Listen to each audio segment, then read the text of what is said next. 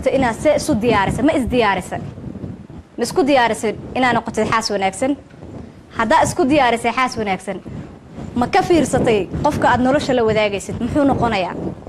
ma ahan adiga bas inaad isdhistid anigii waa isdiyaarshay waxaan isku diyaarshay xaas wanaagsan inaan noqdo laakiin yaa la qaybsanayaa nolosha hadduu noqdo mid aan waxbaba ka aqoonba nolosha anigu waan aaminsanahay see la iga rabaa inaan nolosha wax uga bara asaga waayo laba qof oo kasta oo isku timaada ma ahan micnaheeda inay laba qof oo kasta wax kasta ay qofka kale ka raba inuu ka helay laakiin wixii haddii aniga la iga helay asagii ay ka maqan yihiin see u bari karaa inuu asagii waxa aan ka raba isiiyo waxay ka mid tahay xaas wanaagsan sababaha ku noqonaysid ma ahan xaas wanaagsan markaa ku leeyahay keliya inaad tiraadid yacni ninkii jeclow waad jeclaanaysaa laakiin qaabkee u jeclaanaya qaabkee uga keensanaya anigana jacaylku asaga aan ka mudnaa saan ogsoonahay allah subxaana wa tacaala wuxuu isu abuuray ilaahay wax kasta markuu abuurayay wuxuu ka dhigay lab iyo dhadig ilaahay markuu aadan abuuray wuxuu ogaaday inuusan aadan noolaan karin xaawo la'aanteed markii xaawiyi aadan adduunka la keenay oo allah subxaana wa tacaala wax kasta uu bilaabay inuu ilaahay keeno adduunka wax kasta ilaahay uu adduunka keena lamaanihiisii baa la socda that means ma ahan ragguna inay noolaan karaan gabdhaha keligood gabdhihiina ma noolaan karaan raggi la'aantood waa la isu baahan yahay allah subxana wa tacaala qur-aankiisa wuxuu ku leeyahay ومن آياته أن خلقكم من أنفسكم أزواجا لتسكنوا إليها وجعل بينكم مودة ورحمة إن في ذلك لآيات لقوم يتفكرون wuxuu idin sheegay allah subxaana wa tacaala markii yani markuu noo midna sheeganayo ilaah oo intuu waxyaabo kastana tuso wuxuu ku leeyahay bal fiiri calaamad miyaysan idin ahayn inaan isu abuurnay ragga iyo dumarkii maxaad isugu abuurtay allah subxaana wa tacaala ma isweydiisa allah subxana wa tacaala wuxuu iskugu abuuray ragga iyo dumarka litaskunuu ilayha inay isku xasilaan inay isku degaan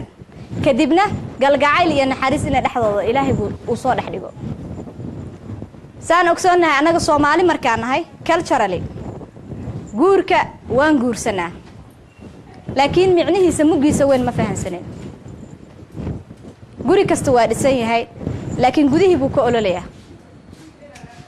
waxaad arkaysaa gabar qurux badan iyo wiil qurux badan oo markay aragta aad isleedahay wallaahi way isu qalmaan labadan maasha allah laakiin markii aad la fariisatay daqiiqad ka mid ah markaad aragtid dhibka ayada ay sheeganayso ama dhibka asaga uu sheeganayo guurkii dhan baad nacaysaa marka guurkeena maxaa naga haleeyay ma isweydiina 25 sano dalkeena Soomaaliya wuu burbursan yahay ma dhisna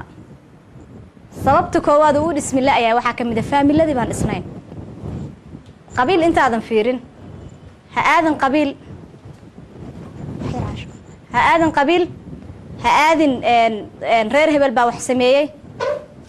laakiin waa inaad tiraahdaa gurigii horta aan ka soo baxay aniga ahaantay shakhsinimadayda gurigii aan ka soo barbaaray guri see abu ahaa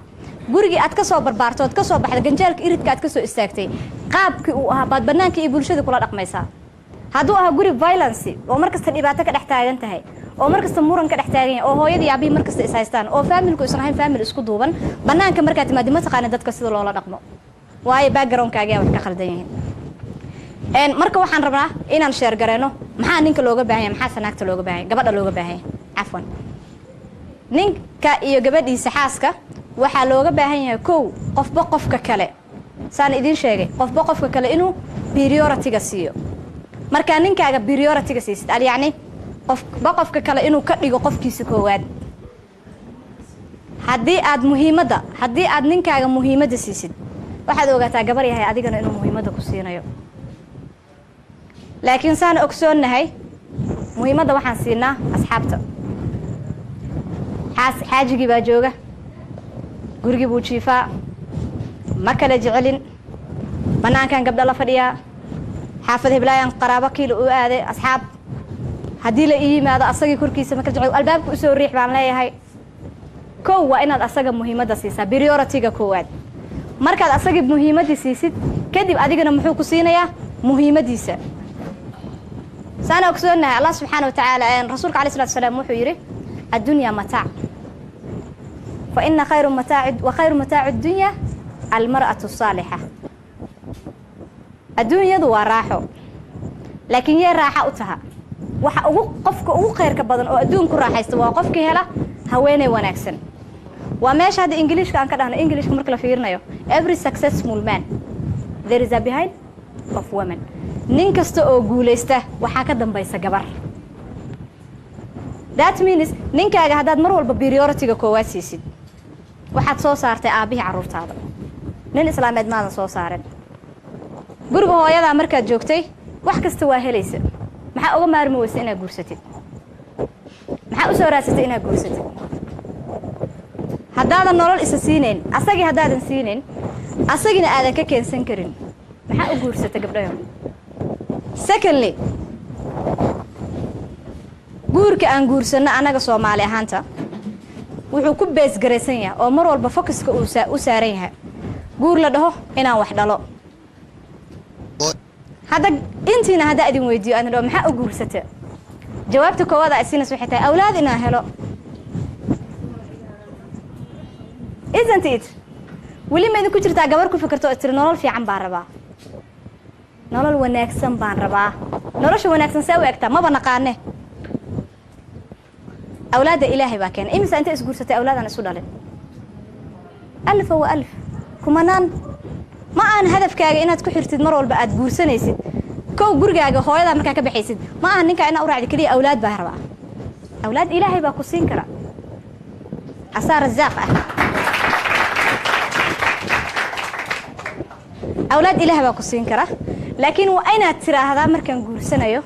وحا جورسنايا نولل في عن قف وناكسن إنا هلو وايو قفنا قف كلا جرب كيسا كما مارمو ويلاش كما مارنو قبلها ويلاش أنا كما مارمان لكن waxaan dhahnaa bariyahan waxa socota arin la dhaho wiilasha Soomaaliyeed romantic ma ahan.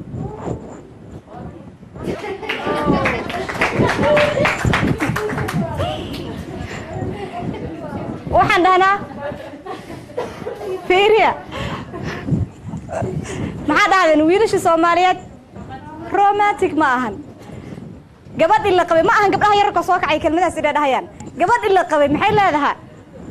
والله بالله نمك الصومالي نول ماله والإسكال نولنا أولاد درتوهم كل نولنا isn't it معناه هذا ما أهن قبلها هذا صاق عكلي إنا كهلا ورتنا قبوا ورئيسته نحي كل هذا والله إلهي بأولاد يقصي ما أهنه أولاد درتي سأولاد جوجاي ما بلا جوجين بقى لكن ويلاش محا أدا الله صار مين سوي ديسين have you read yourself هذيك ما آخر سهرته ويلاش الصومالي رومانتيك يا كده يكره إذا كده يكره رجع عدانك على ترتمن علينا نورش وحكي قنان ويفهنسيهن فين أوكي separately as أهان أنا كصومالي هان وحنا كوكا ندون هاي كوريتان كأنه هرترون أهان تمرك لقاه الله مركي لكورينا أي ويلاش إيه قبلها لو ما كنا سعد على ده دبادي بعد بنات قبل وحي إيه يعني قف مر والبا أتاعن غير كهنشديسة نينك صومالي هرت غير هنشديسة حبك ما يقانو كو مركا جورسنيسة تاوه وحو يقانا كلي إنه ده بريسك وعدا ما ده باصدن وين مات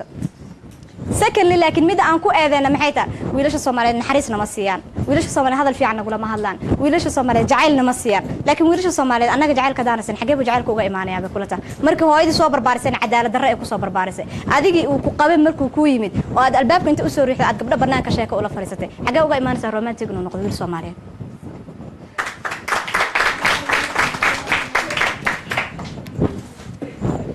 وأنا البريورتي أساق سيسا مركو هره سوى أساقنا بريورتي كوسيو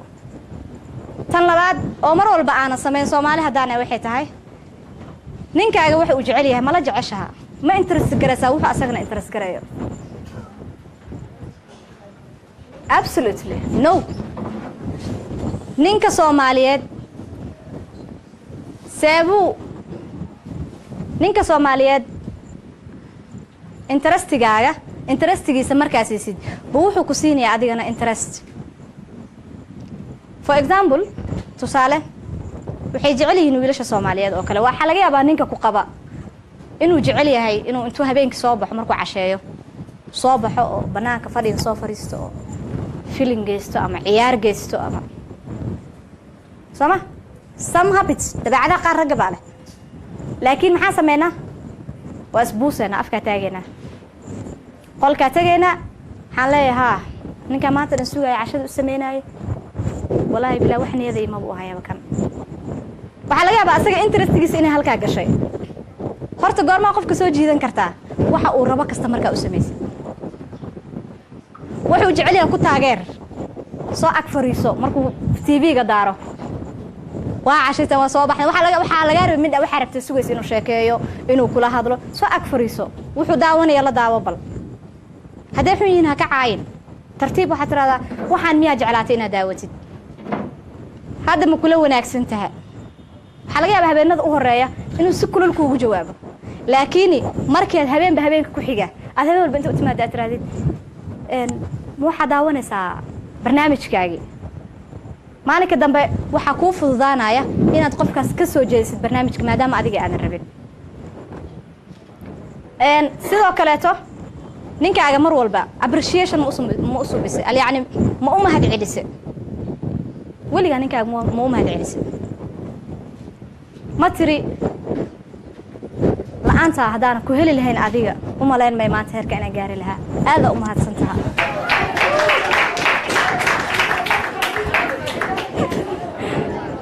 ولي عم يستري مصة وحير اسمه قلنا ان ما استري ولي قال يعني ما هذا علسه ما انت هيركا جارسيس انت اساكو سو جارسيه سوما ان وحير hooyada gabadha soo gaarsiisay aliicada ayada stiil shiziyaag hooyada markay leedahay waxay ka hadashay hooyadeed laakiin ayada nafteeda caruurteeda wili kama hadleen hooyada way ku soo gaarsiisay saxiix maanta meesha Soomaali markii la dhaho 98 even 100% xitaa hadaan awoodin inaan dhaho 98 ama 99 waxaana soo saaray waa hooyooyin Soomaaliyeed waxa maanta garabkeena istaagay waa hooyooyin ma aan aabayaashan in laga waayay wixii looga baahnaa laakiin waqti bay la kulmay aabayaashan waxay awood u kari waayeen waxa jirta caafimaadka markii la baranayo xanuun la dhaho PTSD in badan waa laga hadlaa filaya waadna baran doontaan insha Allah PTSD du waa xanuun la dhaho post traumatic stress disorder waxa keena xanuunkaas qofka markuu violence dagaal markuu la kulmo qalbiga jabaya qalbiga markuu jabo himadii hadafka uu lahaa oo dhan waa burburaya hadafkii markuu burburo mas'uuliyadii iyo wixii laga baahnaa wuu ilaawaya even including himself naftiisa marka lagu daro aabayaasha Soomaaliyeed dagaal la kulmeen dib bay la kulmeen rafaad bay la kulmeen markay dawladda dhisneed ma jirin aaba saaqid aha ama qayr mas'uul aha laakiin dalkii iyo dagaalkii markuu burburay kadib aaba kasta muxuu noqday iska qayr mas'uul maxaa ku kalifay ma ahan ayaga inay xumaadeen aabayaasha waqti baa la kulmay alxamdulillah hooyooyin Soomaaliyeed waxaan filayaa run ahaantii وأن إنما أنا أمها دعيلين كرين والله العظيم هو يوينك الصوماليين وحنا نقدين the heroes of the world جالسين تأدونك وايو ضلشن إلا باتن سنة بربرسن وما أنت ولي كنت لجر إنه اسمه وبتصوصاره وحنا أراس كجر معنا والبا فرحات كجره وحكينا يا هو يوينك الصوماليين بمورال الهان نورسي إن هو يدي الصوماليين مركي كمان صبيحي كرت واجب كأها إن عنو جادي سو كورسو at the same time إن عنو جتربية دي سئل على سو marka run ahaantii single maada iyo single father nolosha midna uma wanaagsana waxa garan karo qofkii ku soo koray kalinimo inay hooyada kaliya ku korsato ma helaysid jacaylka waalid ma aad u baahnayd inuu aabba kaliya ku korsadana sidoo kale ma helaysid dadku waxay u qabaan hadii hooyada ala nooshay aabba ina ka maarantid laakiin ogaada aabba wuxuu leeyahay priority gooni oo Ilaahay ugu talagalay jacayl gooni uu leeyahay qofka maanta ku soo koray family buuxa hooyadiis aabihiis walaalihiis uu ka nasiib badan yahay qofka maanta hooyo kaliya korsatay ونا كفر حد بدنيا even moral أهان وكفر حد بدنيا وكأكتيف سيا وكوحجات بدنيا مركو أبياش لجمع مارمو هويو يمكن لجمع مارمو هوينك Soomaaliyeed ayaga nokriya alxamdulillah appreciation marka ma usoo bisan nolosha aad u jeedidnaada ka maarmin ninkaaga ma u mahad celisay mar walba aad kaliga tahay ama uu ku hor fadhiyo hadiyad ma uga dhigto inaad soo xasuusisid marka aad kaliga ahayd nolosha aad ku noolayd maanta nolosha iyo farxadda aad haysay ma uga mahad celisay ma tiri aadan kaaga mahad celinaya farxadda maanta ma bahelan run ahaantii markaad kelmadda ku tiraad ma ahan ina iska dhahaysid maxay u taraysaa asag ma isweydiis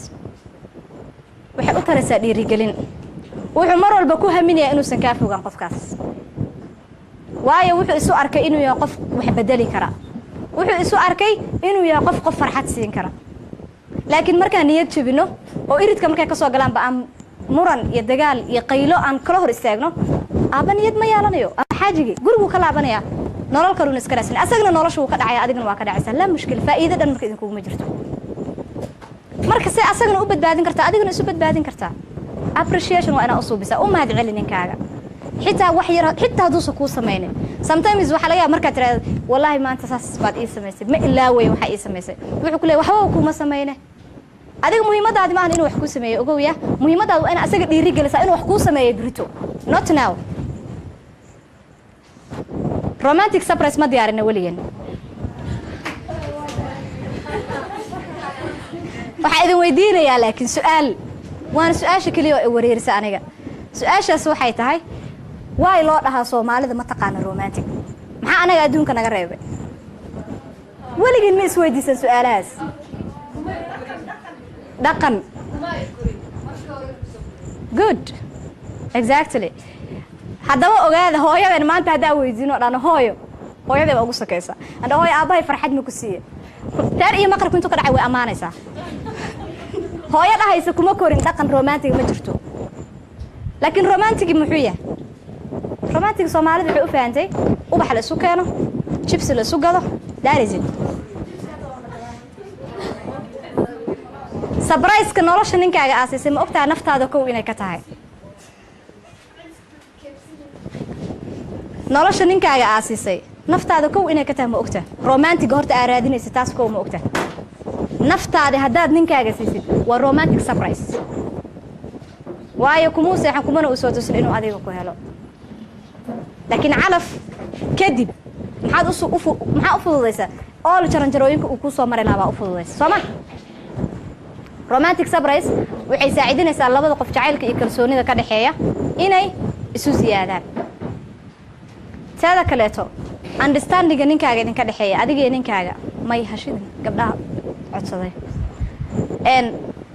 understanding ninkaaga ma fahantaa asagase ma ku fahmaa ma ahan fahanka ninka aan ka hadlaayo inay tahay cuntada uu u baahan yahay uu markuu soo gala aad leedahay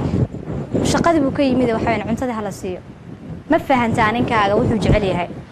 ma fahantaa ninkaaga wuxuu neceb yahay ma ku fahmaasa asaga hadduusa ku fahmin see u tusi kartaa inuu ku fahmo waa inaa ogaataan horta wax walba adiga markaa bilowdid buu asagana ku dhaqmayaa tusaale waxaa idin ah run ahaantii dumarku waa maskax waxaa ku jirta ilaahay xalkeeda ogyahay dumarku dadku waa yasaan raggu waxaa laga yaabaa dumarku inay yasaan oo ay dhahaan gabar baa tahay wax saa u sii weyn meesha kuma haysid laakiin maskaxda idinku jirta wallaahi alcadiim nagu jirta waa ku maamuli karnaa adduunka maanta haddii naloo dhiibo waqti waxaa jirta rasuulka sal alla alay wasalam uu asxaabtiisa bayca la gelayay quraysh oo yahuud ahayd quraysh waxay rasuulka condition shuruud kaga dhigtay calayhi salaatu wasalaam يعني حجك سند يعني سند بس واحد جنيسان سند بس واحد جنيسان يعني بيع عادي بشروط ألاقي كحرته رسول الله عليه الصلاة والسلام ولو يمد وحي بقى يمد حكيري أمر ضدك على إنه حيرتان رسول الله الله حيرته رسولك من برك يوفوله مركز وحده هاي أصحابتك كل جن هلا حيرته وين حناقين أصحابتي رسول الله وأنت قال هذا أمر كود مفولينه واحد كستدرع ما يلين رسولك أسوي حناقصن بقصة لابتهم السلامة ووجهه جدودين هاي عبرسين هاي بحيث رمحاق وقول على رسول الله بحيث أصحاب تيدي بقى ما أنت هذا الآن إري جديد أنت قلت جاي بقى إري حيرته مكاسحين ما حيرنينه مكاسحين رسول الله حناقنه تبناك وبحدت ونك على كوي حير جرو ويرتد حيرة رسولك عليه الصلاة والسلام توبة حيب ونك ويرنجر وحيرتي مركي أركان رسولك من جد اسكو بلابي كل قد من جد بيكون أردن حتى قارب أساس صراحة حاب بوينت قاوله جيدا هرت واحد قفك كرب تدبرك هرا أديك رسولك ونبر عليه الصلاة والسلام أديك وأنا اسكبلو ذا تس marka tusil laazim uu ka iimaanaya qofkaas war xataa nin kasta oo maanta nagu jiro oo aan waxba fahansanin oo nolosh wax ka aqoon oo dhaga xiran oo markii hore guriga hooyadiis amiirka ka ahaa gurigan markuu yimidna isu qabo inuu wali amiirka yahay adaa bedeli ka simple way caruurtaada aabba fiican waa u samayn kartaa haddaa adigu ugu talagashay inaa u samaysid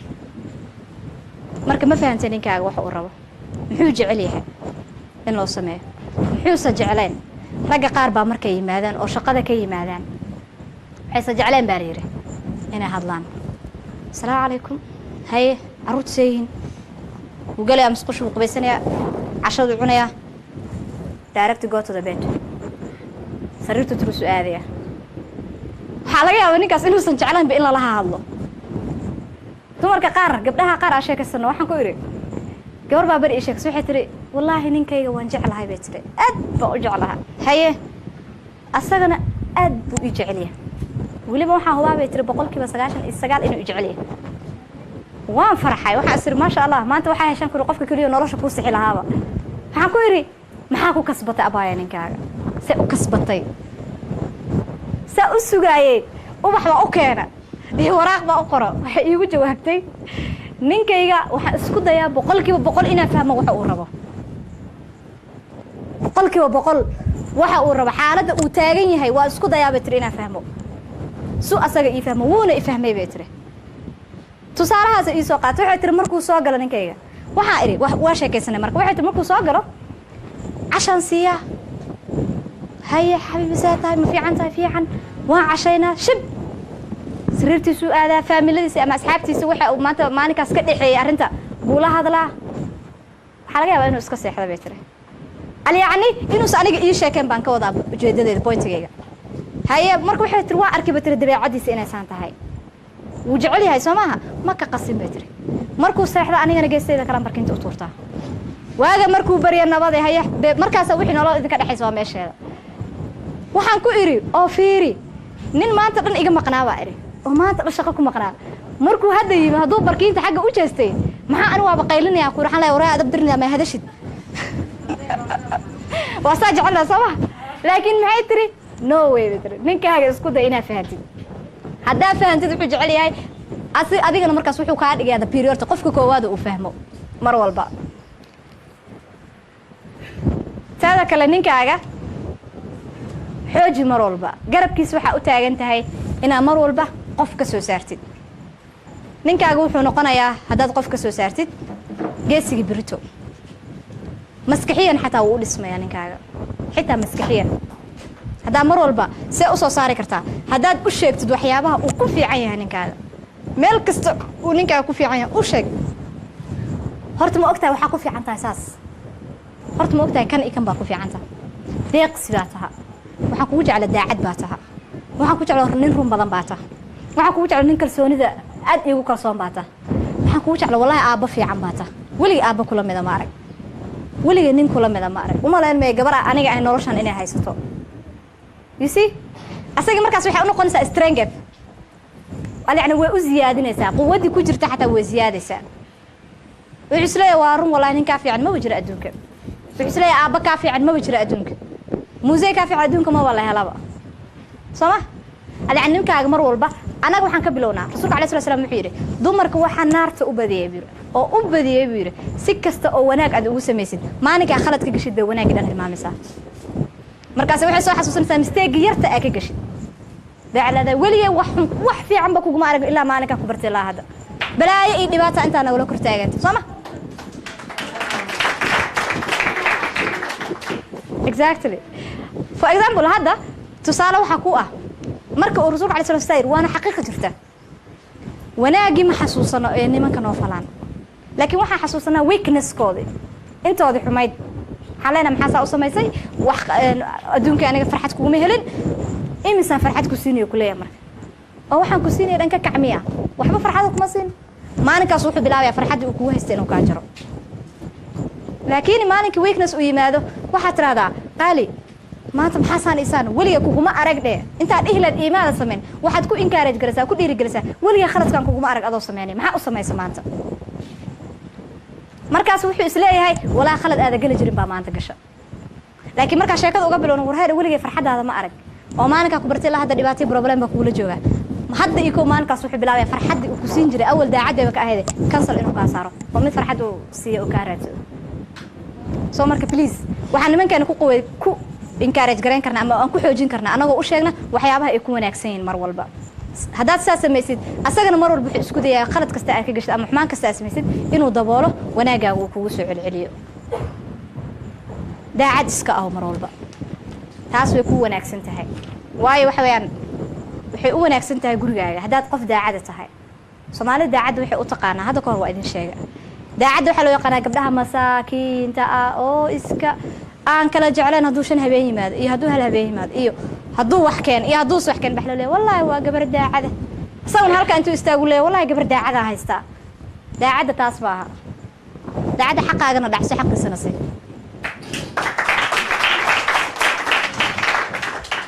xaqaagana dhacso kiisana u ogolo wasi markaas honesty baa taha xaqiyaamin يعني حقيرين وناكس أو كسمة هك حقيرين إلا حد أديكنا أسمع daacad marka ahow oo mar walba ka run sheegaysa waxa ninkeeda u sameynayso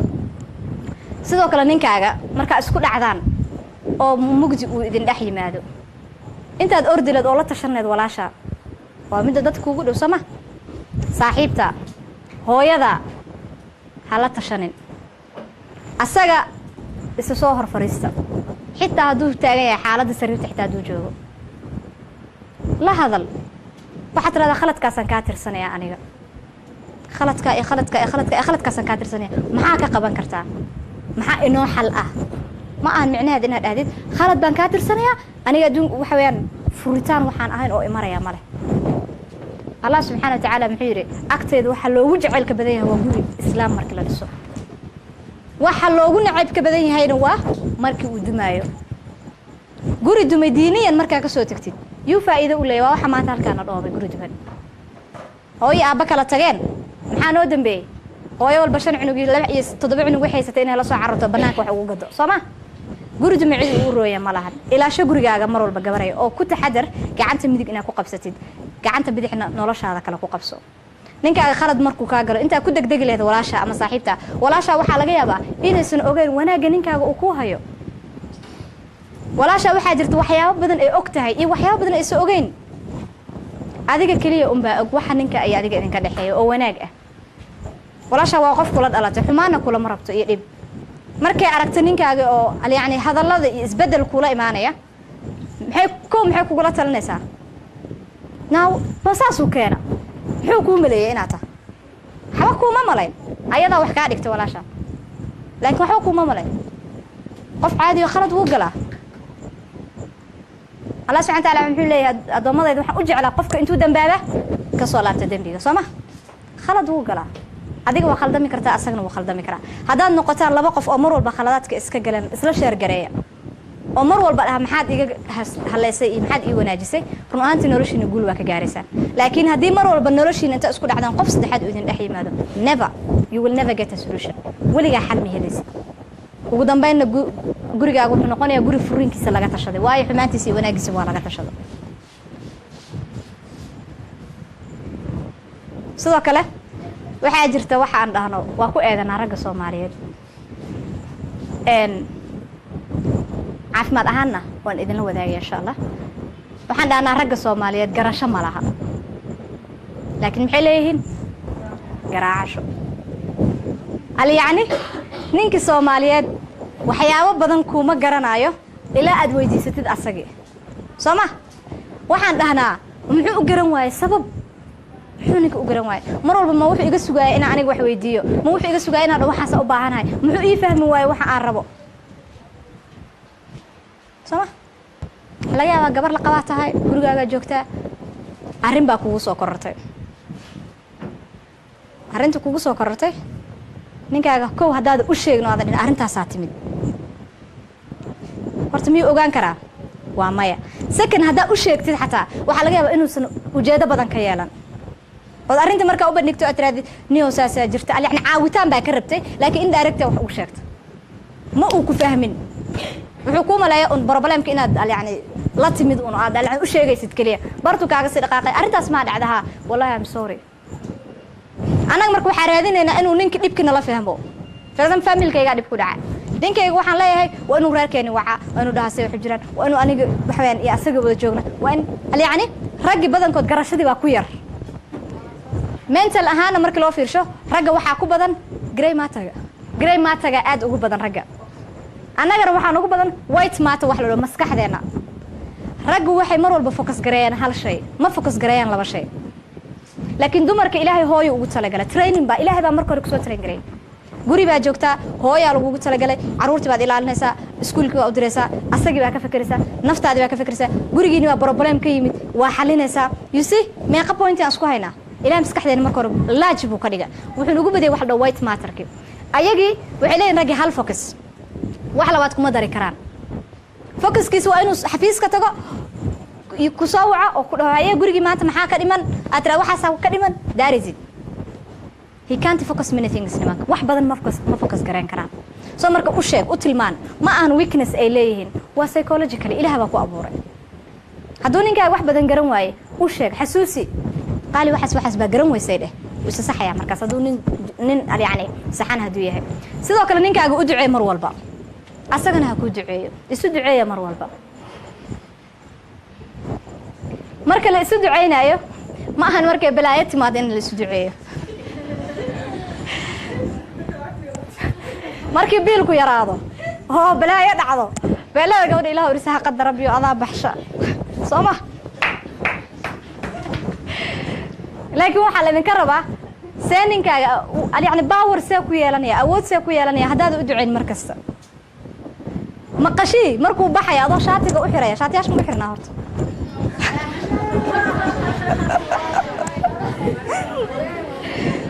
adoo shaatiga u xiraya adoo shaatiga u xiraya maqashii ninkaaga maxaa ku dhahaysaa ilaahay ii kaa soo nabad celiyo ilaahay waxayaan tallaabo kastoo aa qaadaysid ilaahay ka dhiga tallaabo khayr badan soo noqo adoo nabada you see shaqada allah kuu fududeeyo waa runteed waa u duceysa shaqada allah kuu fududeeyo you see because of waa maqashinaysa waxaa leedahay weliba asaga waa maqashinaysa waxaa leedahay ilaahu ninkayga ii xifdi rabbi raxmaan waa ogtahay saa u jeclahay kama maarmeen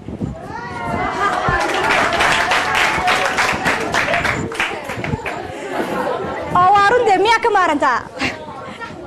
hadduu inta kaa tago kuu soo laaban waayo maxaa samaynaysaa soo ma wareeraysid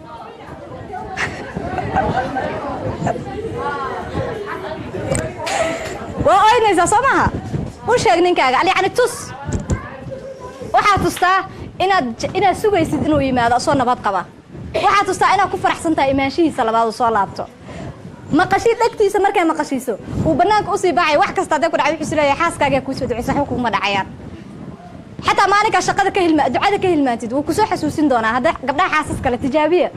maalinka yani mar walba haddaa u duceysa ninkaaga asoo ku maqlaaya shaqada asoo ku jira markay waxsi ka noqdaan oo guriga wuxuu leeyahay wallaahi maanta saas ay walaacay xasuus waxaa tiradaa oh sorry maanta ducadii aan kaa hilmaama waxaa kugu dhacay ducadii aan kaa hilmaama asagii markaas hadduu nin wax garad leeyahay wuuna garanaya ragga Soomaaliyeed waxbay gartaan alxamdulilah muxuu ku leeyahay sidoo kale qaali aniga intaan soo laabanayo ilaahay ay ka amaansado already waxa ku kala tagteen laba qof oo isku qalbi foow isuna duceeyay ducadiina marka laba qof oo isqabto kasta marka isu duceeyaan waxay ziyaadaysaa jacaylka iyo maxabada ka dhaxaysa ee hoos uma dhigto ducada mar walba waa powerful waxbay ziyaadaysaa waxba ma naaqiso Allah subhanahu wa ta'ala xadiis wuxuu ku leeyahay xadiisul qudsi ah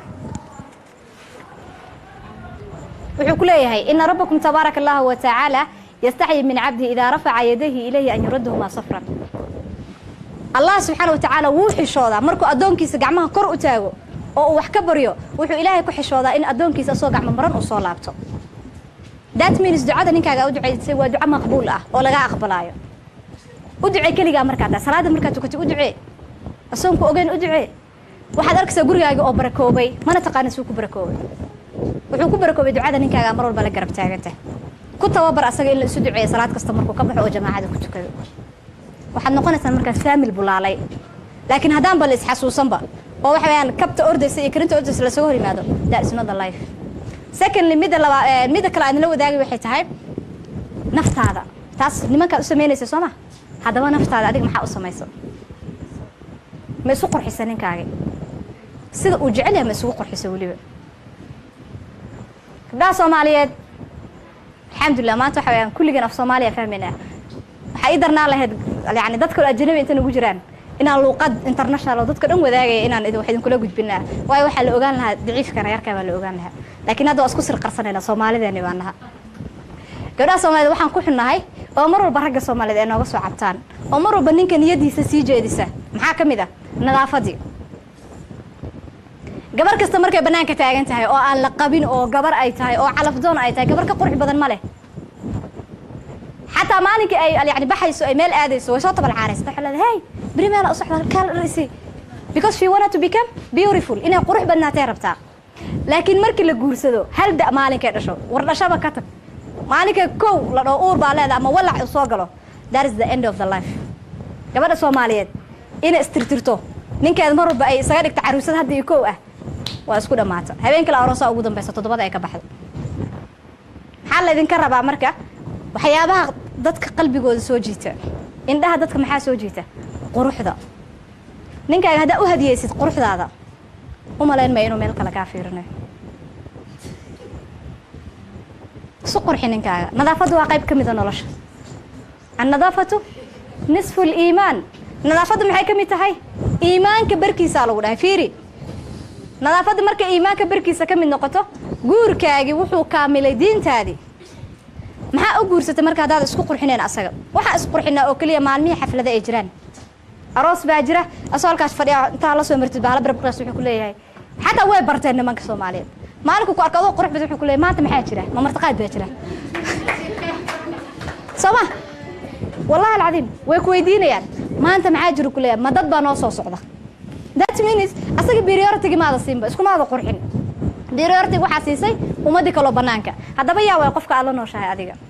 ma soo ogtahay inay jiraan gabdho badan ama dumar badan oo jaanis u waayay inay guursadaan ama ilaahay ma ugu talagalin ama shaqo iyo waqti bay kulmisay waqtigeedii ama wax family problem baa jirta ma guursan karto ama way xanuunsan tahay maba ilaahay u qadarin adiga markuu ilaahay gift ku siiyay inaad guursatid oo ilaahay ku qoray inaad guursatid oo calafkaagi uu ku imaaday maxaa ku diiday calafkaaga qalbigiisa inaad degtid oo soo jiidatid maxaa isla mid dhigaysaa yani qof aan waxba haysan ninkaaga mar walba isku qurxi ninka markuu yimaado maxaa sameeynaa for example dhaqamada Soomaalida waxa kamid ah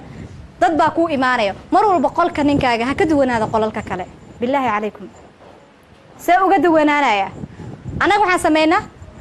family oo kale waa weeyeen Sooma war xataa joodar yar meel haduu ka leeyahay oo aan la seexan karin yani nolosh moogta waxa laga bilaabaa mar walba meesha u hooseysa ha ka bilaabin dabaqyo hadaan deganahay meesha u hooseysa hadii yani gurigaas dad isgeey aysan joogin oo meel la kala seexdo la waayo oo asagii adiga halka joodar idin yaala joodarigiisas iyo go'iisas iyo barkintiisas ha ka duwanaado joodariga dadka la isticmaalaan qolkiisa markaad priority ninkaaga siisid gogashiisa markaad siisid priority muhiimadda markaa gogashiisa ataagtid ninkaaga meel uu ku nasto hadhow markuu yimaado qalbigiisa dhan waa degaya daalka iyo dhibka uu soo marayna uu hilmaamaya laakiin markuu noo yimaado sariirtii oo gabar ka soo asxaabtayda markay inta ama reerkayga gabdhihii ila joogay maanta dhan ku kor fadhiyeen oo anigu aan maanta dhan marna geeska uga baxay oo cunugi maanta dhan halka ka orday oo basaasad caana xagga geeska ay ka taala sariirta what kind of life is that nolosha ninkaaga uu yani marka helaya maxay tahay ma hilmaamaya daalka iyo dhibka uu soo maray ma hilmaamayo meesha intay uga laba ziyaado wuxuu leeyahay wallahi meesha nolol iyo mataalo una iska tagaya laakiin maxaa laga rabaa inaad priority siisid muhiimadda nadaafada gurigaaga adigi gogashiisi awlaadi waa in guriga markuu ninka soo galo ku farxaa nolosha aad ku sugantihiin ma ahan inuu ka xanaaqo ama uu ka naxo markaas ninka uu soo xiisaya guriga imaashiisa tan labaad aan sameeyno waxay tahay waxaan sameeynaa mostly gabdhaha Soomaaliyeed iyo ragga Soomaaliyeedba dabeecadaha kale aan leenahay waxay tahay waan idin sheegay waxa isku guursanaa baan idin dhahay inaa awlaad kaliya iska helno laakiin iskuma guursano nolol inaa isasiirno Allah subhanahu wa ta'ala wuxuu idin leeyahay quraankiisa wa idha wasayna al-insana biwalidayhi hamalathu ummuhu kurhan wa wada'athu kurhan wa hamluhu fisaluhu 30 shahra Allah subhanahu wa ta'ala wuxuu labadaas sano xawleeni kaamilayna noo yiri waxay danta ugu jirtaa baan familka oo dhan ee ma aan in cunuga kaliya danta ugu jirto familka ninka seebadan ugu jirta adiga seebadan ugu jirta cunuga waaba garanna naas baa wax weyn ilaahay baa ugu tala galayba adiga waxay danku ugu jirtaa inaa nasatid markuu ilaahay 2 sano ku yiri kala weynaysi awlaadaada 2 sano ma aan sanad kasta inaa dhashid waayo hadaa sanad kasta dhashid waxa dhamaanaya muuqaalkaaga waxa dhamaanaya jirkaaga waxa dhamaanaya maskaxdaada caafimaadkaaga kulli waa soo gabagaboobaysaa waxaad isticmaalaysaa awood uu isan ilaahay kuugu talagalay inaad degdeg u isticmaashid dumarka qaar baa waxay ku leeyihiin haduu ilaahay awlaadana siiyo maxay uga hadlaysaa awlaad ilaahay waa baxsha alxamdulillah intu siiya Allah u barakeeyo laakiin maxaa meesha taala awlaadan sanad kasta aad dhalaysid adiga dan ma kuu taha aaba dhashid maxmed sanad kasta hal sano gudahood markaan dhalo hal sano gudahood markaan dhalo I mean 5 sano gudahood markaan dhalo 5 cunug isku xigta oo aan neefsasho lahayn oo sanad kasta ninkaaga goorma time u helaysaa goormuusa time ku helaya ma isweydiiseen sanad uur baa leedahay sanadna walac baa tahay sanadna umul baa tahay dhowrka bilood u dhaxaysana period ba habeen kasta kugu dhaca soma marka dadka goormay nolol qaybsanayaan horta goorma isfahmayaan goorma nolosha romantic ah ninkan karabti goorma ka helaysaa time ba hadaadan siinba ragga qaar baa waxay jecel yihiin sanad kasta inay dhasho intuu ka fakaraya inuu reer badiyo oo uu ka fakaraya inuu biri magac yeesho la dhaho wiilkii reer hebel ah in hebel wuxuu dhalay 20 wiil waxa kaaga fiican haduu ilaahay ku siiyo 5 taasoo si fiican inta u korsatid moraal fiican aad ku soo saartid birina mustaqbalkooda ay ku noqon dad u aaya waayo maanta maxaan soo saarnaa 20 caruur oo 20 kuwa jokoraa yihiin 20 kuwa nolol aan haysan waxaad maanta waaqaca taagan fiiriya waxaan joognaa dalkan Kenya wadankeena Soomaaliya aan ka soo tagnay waxa arkaysaa cunug yar oo 3 sano jiro ama 2 sano jiro la ordaya maxaan ku dhihi jiray taayir bir gar hadaad markaa soo dag ku dakhriya caruurta ka 5 jirka agtooda lama mari jirin laakiin halkan wali ma aragtay cunug wadada ordaya wali ma aragteen cunug kasta iskuul buu galaa gurigiisa homework dadkii waxay isu fahmeen oo nolosha isku fahmeen awlaad inay helaan laakiin awlaad ina iska dhashid maahan awlaad ma awoodaan nolol fiican ina siisid